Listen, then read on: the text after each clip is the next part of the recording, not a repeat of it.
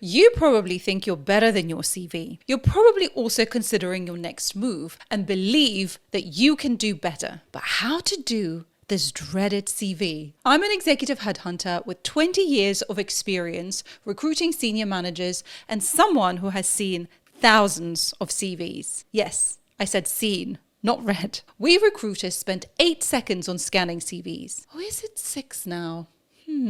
So why are you sending me 8-page CVs? Why are you sending these CVs to anyone? Look, I'm not here to shame you. I am here to help you write a CV like a CEO. In this video, I will take you through 3 chapters. Chapter 1, Purpose and Strategy. Chapter 2, Format and Structure. And Chapter 3, Highlighting Successes. In Chapter 1, we will look at what is the purpose of your CV, the number 1 question you need to ask yourself, how to connect the dots, and what to leave out. In Chapter 2, we will look at the overall structure and format, size, looks, and general order. And in Chapter 3, the most important chapter, in my opinion, we will look at how to bring to life your successes, achievements, and results. By the end of this video, I really hope that you will be able to craft a CV that will not only get you noticed, but will bring you plenty of exciting leadership opportunities. You will feel confident that you have a CV that is a true reflection of who you are, proud of your career story, and inspired about where you want to go to next. If you're new here, welcome to Anatomy of a Leader with me, Maria Vorostovsky. I'm an executive headhunter, career coach, and host of this podcast. Here, we talk about how to find your calling, how to succeed in business, and how to live well. Episodes are out every Tuesday.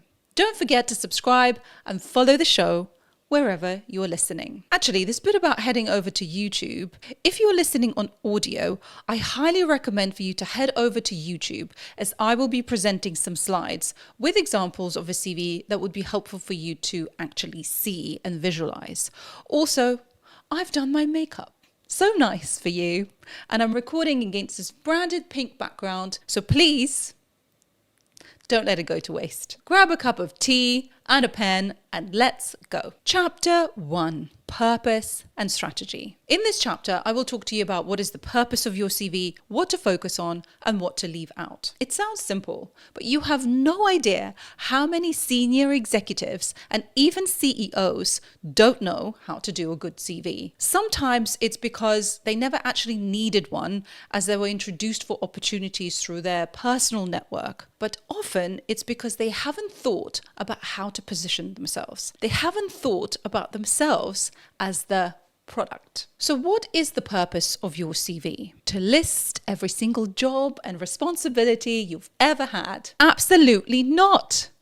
It's a hook, a window into your professional life that is exciting and interesting enough for the recruiter to call you or invite you for an interview. Sad but true, no one will sit and read your CV unless they've met you already. Yes, I said met. CV's main purpose is to tell a story, a compelling, concise and well-designed story about your career, your achievements, and where you're going to go next. You might be thinking, well, why should I bother watching this video when I can just get a CV writer to write my CV? Yeah, sure, go ahead. Why don't you also tell them to choose your life, your job, your partner, your dreams? I'm sorry to break it to you, but only you can do that. You hold the keys to your story and where you're going to go to next. If you need support through this process, work with a career coach like me who can guide you through it. But nobody can live your life for you or write the CV for you. So where do you start? Actually, before I get to the meat of this chapter, I assume you already have some experience under your belt and are not a fresh graduate or entry level. If you don't have a lot of experience, the following will still apply to you, but chapter 2 will be the most useful for you. A little story. A year ago, I interviewed Lou Adler, who is one of the top headhunters in the world,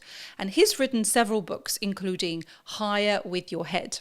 He always leads the interview by asking candidates his famous question: what is your biggest accomplishment?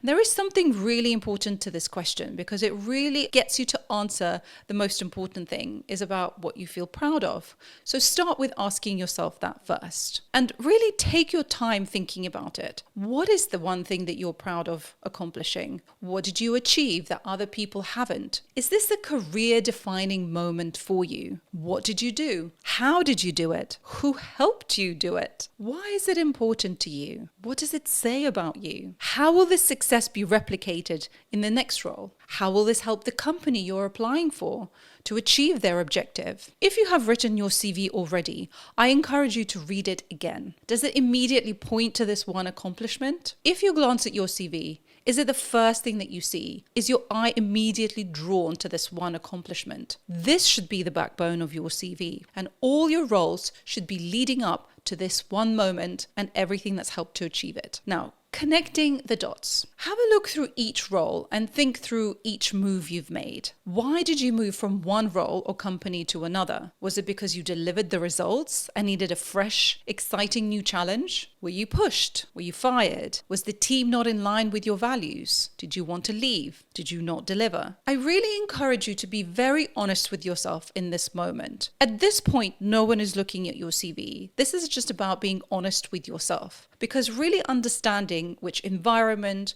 people, roles, responsibilities just did not suit you. So you can understand where you're going to go to next and which ones potentially will. During this process, you may consider enlisting the help of a friend to talk through it, or even just talking out loud, or you can do that in front of a mirror, for example. If you need some professional help, you can do that with a career coach like me. Don't ignore this step. It's very, very painful, and it requires for you to be very honest and open with yourself. But this is really the key to unlocking what the right move is for you next and what you want to focus on. I really highly recommend that you focus on your strengths and not your weaknesses. Sure, there's going to be things that you might want to work on or improve, but really where careers are made is aligning your strengths with what is required to be done in the job. So have a look at that. That leads me on to what should you leave out? How often on a CV do you write about your responsibilities? Nobody cares. They know what a marketing manager does. They know what a digital director does. What did you actually accomplish? What were the results? Leave anything superfluous out. And if you had 20 roles, leave most of the bullet points for the last 2 roles and massively reduce the rest. In chapter 3, I will go through how to write about your accomplishments. So stick around for that because I go into detail what you would need to do. So now you know the purpose of your CV, what to focus on, how to connect the dots, and what to leave out. Let's move on to chapter 2. Chapter 2. Format and structure. Now this is the easiest chapter of them all. I'm going to go through the size of your CV, looks, format, and order of the sections. I will also link a template CV for you in the description so you can refer to it. You don't have to follow and do the CV in exactly the same way, but it is simple and it will help you to visualize what I'm talking about. Size. Now size really does matter. Please keep your CV to 2 pages. Or less. By all means, have a long master CV for yourself, but if you're sending it with a job application or to someone you don't know, trim it and tailor it. Remember, people look at your CV for 8 seconds or less. Format and looks. Now let's talk about looks and format. Whilst they're important, don't go crazy with fonts and colors and odd formatting. It makes it much harder to scan your CV and it can make it look unprofessional. Keep the format really simple and consistent throughout, including fonts, sizing, spacing. In my opinion, I think black ink works best, but as long as it can be readable, black or blue should do it. I wouldn't recommend adding graphs, columns, or any kind of fancy graphics, and use bullet points rather than long and heavy paragraphs. The reason for it being is that CVs are not read, they're scanned by the human eye. So you want to make sure that you make it really easy to find the most important information quickly. Typos. Typos. Check for typos. I actually don't judge a person too much about the typos, as I speak to so many international candidates where English is not their first language. But typos make my work much harder, as I usually format the candidate CVs for my clients. And it's very frustrating correcting the typos. So just make my job easier, please. So how do you order your CV? Here is a template with some standard CV sections. I'll go through each one individually. Name and contact details at the top. Personal statement, if you really want one, followed by professional experience, education, skills, languages, and interests. So let's start with the header. I like the format with your name at the top inside the header section. It's very clear and you can use the header section to save you space. You can also add your location, contact details, and a link to your LinkedIn profile. What you don't need to add is your full address, date of birth, marital status, or photograph. And you also don't need to include your references, so save that space for something more important. Objective and personal statement. You don't have to include an objective or a personal statement, but as a recruiter, I do like them, especially if they're relevant and short, as it helps me to see if A, you're focused and you've thought your CV through, and B, I can use this blurb to sell you into my client. And it just makes me do much less work, so it's very helpful. A word of caution. Avoid blanket statements and you know what's coming. Team-oriented leader, dynamic and strategic thinker. I mean, you, I'm sure, have used them before. So just stop. It's not relevant. Nobody reads that. Nobody even knows what that means anymore. So make it relevant for the job that you're applying for and keep it to, I'd say, 3 to 4 sentences. Focus on what you've achieved, show evidence for it, and then show where you want to go. If you can make it all into one strong sentence, like the one I'm about to show you, then even better. So this sentence is from a chief executive who is really outstanding non-executive director now. She really summarized it perfectly. What she wrote is, chief executive with an outstanding record in the launch, rapid turnaround, and profitable development of major international retail businesses. So it says it all on the tin, very to the point, all the keywords you want to hear. So it's a real example from a CV, and she's a very impressive lady. Professional experience. So professional experience comes next. List all of your roles. Do you want all of the roles? You want to summarize your roles. I mean, if you had 30 roles, maybe not, be more economical, but really if you can list as many as you can and they fit on 2 pages, then yes. Make sure it's in reverse chronological order. Write the name of the company you worked for, the position or title, and the dates that you were employed. Location can be useful as well. Sometimes when I'm headhunting candidates, I like to see if they have worked in certain countries or have come from certain countries, so that can be really helpful. Use bullet points and keep descriptions short. And I beg you, don't use first or worse, third person here. So for your most recent role, make sure that the bulk of your bullet points are in this section. If I have to be prescriptive here, if you have 10 bullet points, I think you've gone too far. Have 3 to 5 bullet points for your 3 most recent roles. And for roles from, say, 15, 20 years ago, if you're as young as myself, 1 bullet point, if that, is plenty. I often see CVs where the second role or a role from 10 years ago has had so much content that it just makes me think that the candidate hasn't achieved anything in the most recent role and is a little bit stuck in the past. So don't make that mistake. And don't leave gaps. They're just too obvious. Mention a sabbatical, maternity leave, and anything else. Make it easy for people to follow your timeline. So don't do fancy things with dates. Make things scannable. Think about how a person is going to be scanning your CV and where the eye falls, and highlight keywords or just create meaningful titles and put them in bold so the eye is drawn to them. Think about it from a reader's perspective and what they might want to see or know about you. Think about how you can make it less work for somebody to read your CV. Education. Very simple. List your education here, again, in reverse chronological order. If you haven't gone to university, don't feel like you have to bulk up this section. Just leave it as it is. Most intelligent recruiters will understand that if you haven't gone to university or haven't achieve certain grades that you can still be a very good candidate, and some will immediately discount you. But do you want to work for those companies that do? Skills. For SEO purposes, you can include this section, and it does make it easier for a headhunter to pitch you for a role, so they can just easily plug those skills and write them in their own special email or document. But don't list 50 skills. Stick to 5 to 10 at the most and make them the most relevant.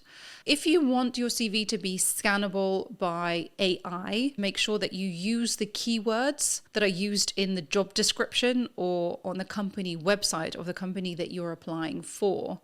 A little tip here, you can copy and paste the JD of the role that you're applying for into ChatGPT and see which words come up the most, and then just make sure that you include them on your CV. In fact, part of the trick, so to speak, to get considered for an interview is that you need to be able to fit in. From a CV perspective, it's the language that you use. So it's using the same words that the company is using for the role that you're applying for. Have a look at the job description, as I said, have a look at the company website for words and phrases that they use, and then just simply apply them to your CV. And then be strategic and use words that will be found in a keyword search. Let's take a sip. Now, I personally like this section with languages because I deal with so many international candidates. So if you speak multiple languages, then please do add it. When I'm headhunting for roles, especially abroad, sometimes I'm looking for candidates who speak this native language. So that could be a really huge bonus. So write the languages you speak and how proficient you are in them. Very helpful. Interests. Now, I do like to see the interest section.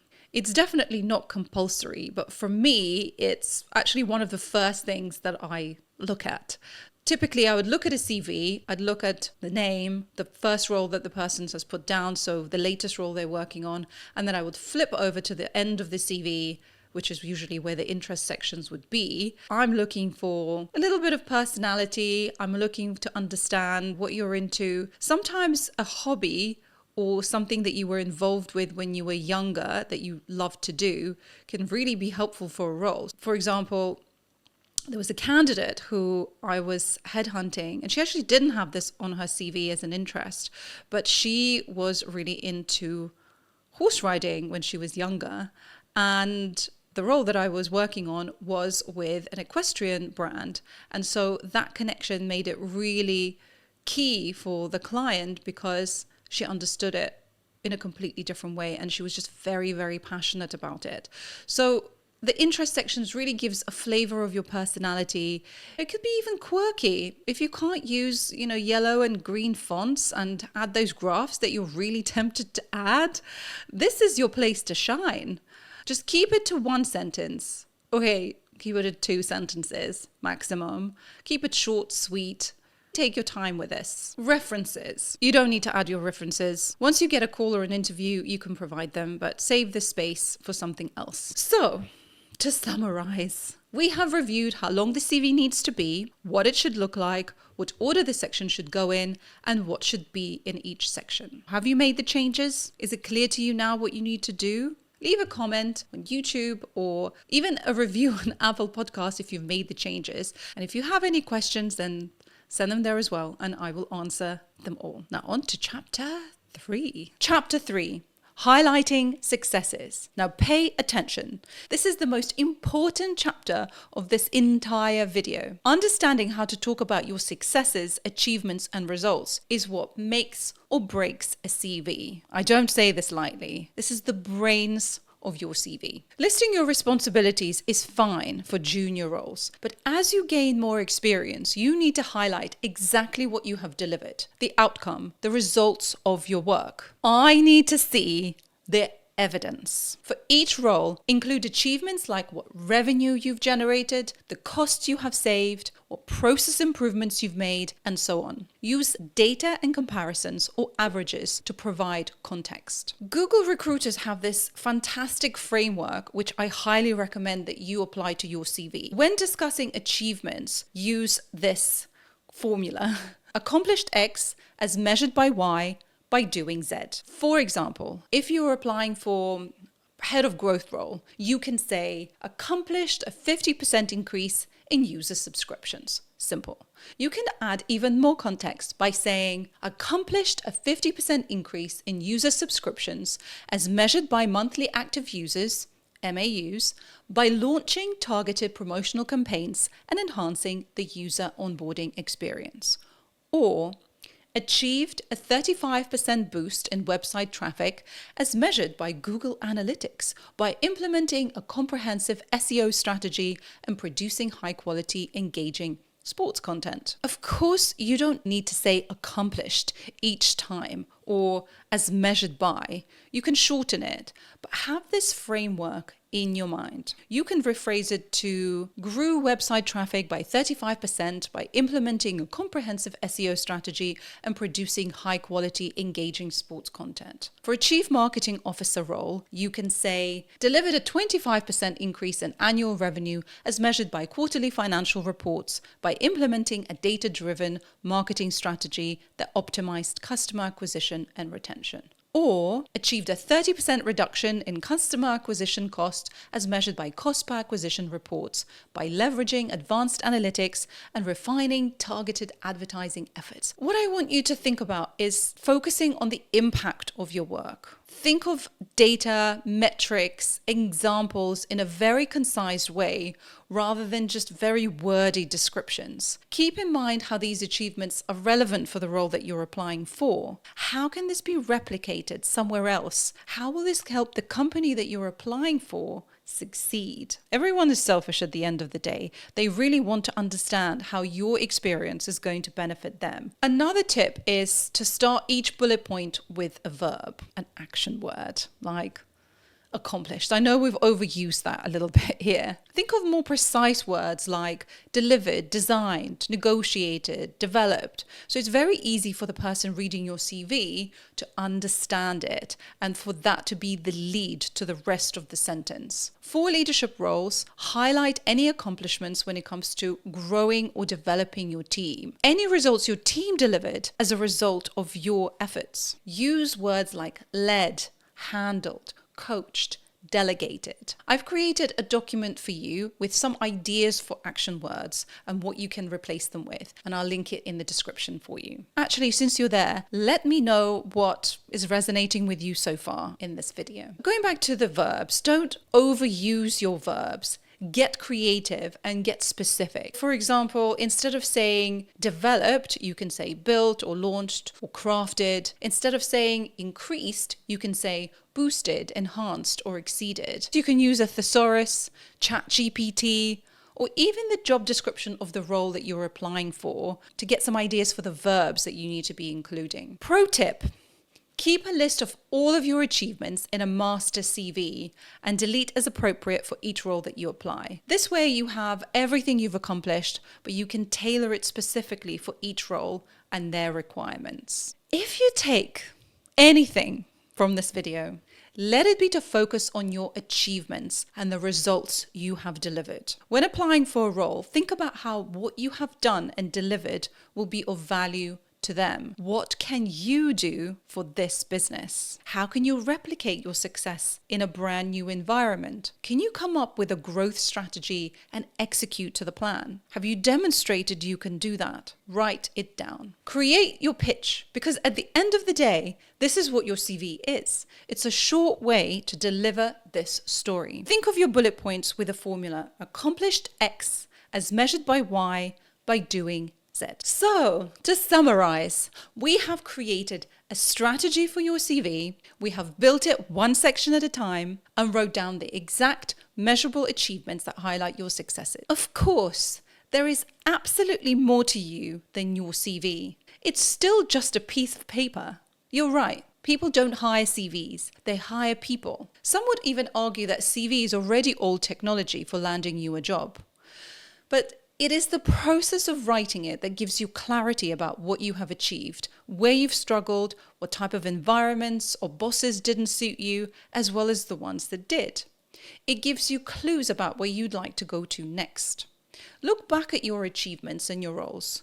What did you enjoy? When making the move from one role to the other, what themes and patterns do you notice? Take all of this data about your professional life so that you can start to craft the role you really want. Where will you actually thrive? What condition must it have? Sector, role, team, company, location, salary. You can do this yourself or work with a career coach like me or someone who won't write the CV for you. If you've got this far, before you fire off that CV to me or another recruiter, make sure you do the edits. And make sure you update your LinkedIn profile also. Everything here is just as useful for your LinkedIn profile. Make sure the curtains match the drapes. If you're interested in me doing a video about how to do your LinkedIn profile that's specific for LinkedIn, let me know in the comments. Oh, and if you're stuck in your role and can't decide whether you should stay or quit, I've got a video on that too. Check it out here. Was it here? Don't forget to like, subscribe, and follow wherever you're listening. And if a friend needs to hear this, then please share this video with them. And I'll see you in the next video.